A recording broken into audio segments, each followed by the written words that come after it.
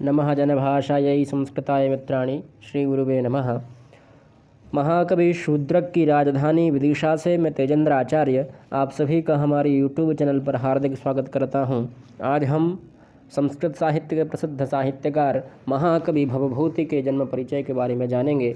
महाकवि भवभूति जो थे वह अपनी नाटकों की कला की वजह से अत्यधिक प्रसिद्ध हुए हैं और काफ़ी लोकप्रिय हुए हैं।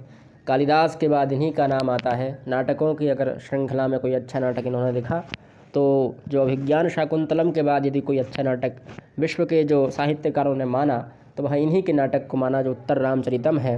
और इन्होंने करुण रस को रसराज माना। इनके लिए करुण रस अत्यंत प्रिय था। इनने उत्तर रामचरितम में भी करुण रस का ही प्रयोग किया है।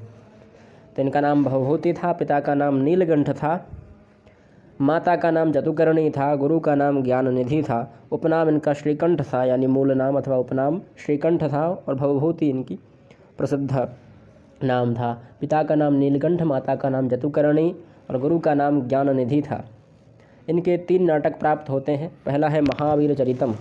इसमें राम जी के पूर्वार्ध जीवन का वर्णन किया गया है। महावीर शब्द से आप जो जैनों के भगवान हैं उनका यहाँ पर अर्थ ना निकालिएगा। यहाँ पर महावीर अर्थात राम जी का ही चरित्र है। इसमें राम विवाह से लेकर राज्याभिषेक तक की कथा है।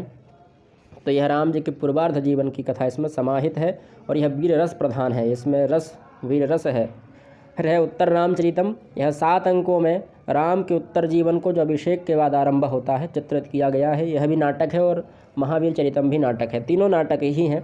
इसमें 7 अंक है और इसमें करुण रस को रसराज कहा गया है। करुण रस को ही बहुत करुण रस का ही यह नाटक है और यह सबसे प्रसिद्ध नाटक है अभिज्ञान शाकुंतलम के बाद।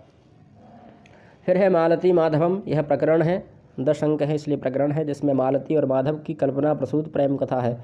युवावस्था में जो प्रेम आकर्षित करता है वही प्रेम की कथा इसमें समाहित है और यह भी प्रेम अर्थात श्रृंगार का नाटक है, श्रृंगार रस प्रधान नाटक है। यह विशिष्ट परिचय इसमें। भवभूति संस्कृत के महान कवि और सर्वश्रेष्ठ नाटककार थे। उनके नाटक कालिदास के नाटकों के समतुल्य माने जाते हैं। भवभूति ने अपने संबंध में महावीर चरितम की प्रस्तावना में लिखा है, ये विदर्भ देश के पद्मपुर नामक स्थान के निवासी भट्ट गोपाल के प्रपौत्र थे। यानी इनके जो दादाजी के पिताजी थे उनका नाम था भट्ट गोपाल। इनके पिता का नाम नीलकंठ, माता का नाम जतुकर्णी था। इन्होंने अपना उल्लेख भट्ट श्रीकंठ पदलांछनी भवभूतर नाम से किया है। इनके गुरु का नाम ज्ञाननिधि था। भवभूति विदर्भ जो वर्तमान में महाराष्ट्र में है कि ब्राह्मण कन्नौज प्रदेश के राजा यशोवर्मन के दरबार में थे। यानी उनके दरबार के उनके दरबार को अलंकृत करते थे। उनके दरबार में यह सभा में सम्मिलित थे। भवभूति अपने 3 नाटकों के लिए विशेष रूप से प्रसिद्ध हैं। इन्होंने 3 नाटक लिखे हैं और उन्हीं की वजह से यह प्रसिद्ध हैं। उनमें हैं महावीर चरितम, मालती माधवम, उत्तर रामचरितम जो हम जानते हैं। यही 3 नाटक इनके लिए अत्यधिक लोकप्रिय किए हुए हैं। भवभूति का जन्म जो शताब्दी है वह 7वीं सदी के आसपास माना गया है। 7वीं सदी का उत्तरार्ध यह इनका जन्म का समय माना गया है। भवभूति का सामान्य परिचय। निवास दक्षिण भारत, पद्मपुर, महाराष्ट्र। काश्यप गोत्र था इनका। काश्यप ये कृष्ण यजुर्वेद की तत्रीय शाखा पाठी ब्राह्मण थे, काश्यप थे। और पिता नीलकंठ, माता जतुकर्णी, पितामह भट्ट गोपाल। फिर है प्रियछंद इनका अनुष्टुप और शिखरणी था।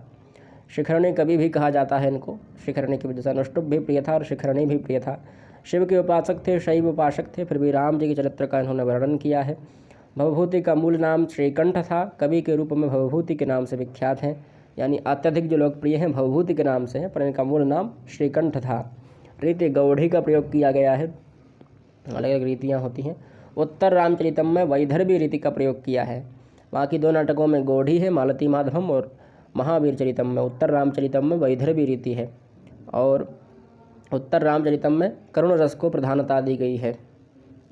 ये विविध शास्त्रों के विशेषज्ञ थे, अतः इनको पदवाक्य प्रमाणज्ञ कहा जाता है। यानी इनके पद जो वाक्य हैं, पद हैं, वही प्रमाण हैं। ऐसे जानने वाले, ऐसे पद वाक्य प्रमाण के जानने वाले कहते हैं इनको। पद अर्थात व्याकरण, वाक्य अर्थात मीमांसा और प्रमाण अर्थात न्याय, ज्ञः अर्थात ज्ञाता। पद अर्थात व्याकरण, वाक्य अर्थात मीमांसा और प्रमाण अर्थात न्याय, यह अर्थ लिया गया है। यानी यह व्याकरण, मीमांसा, न्याय के ज्ञाता थे।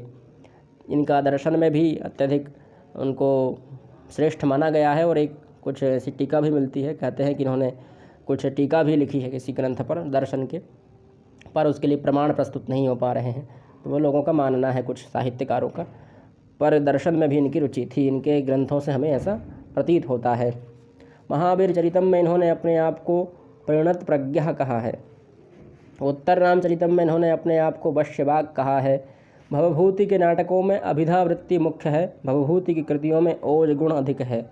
गुण भी 3 प्रकार के होते हैं, तो ओज गुण यहाँ पर प्रसिद्ध है। इनकी प्रशस्ति के बारे में कहा गया कि कवयः कालिदासाद्याः भवभूति महाकवि। कालिदास से प्रारंभ कर भवभूति जैसे महाकवि हुए।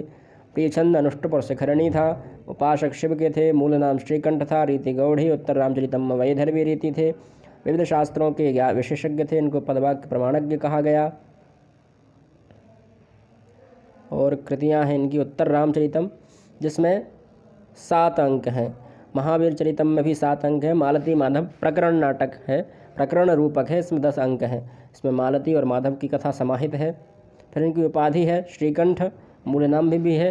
पदवाक्य प्रमाणज्ञ यानी व्याकरण, न्याय, मीमांसा के ज्ञाता थे ये।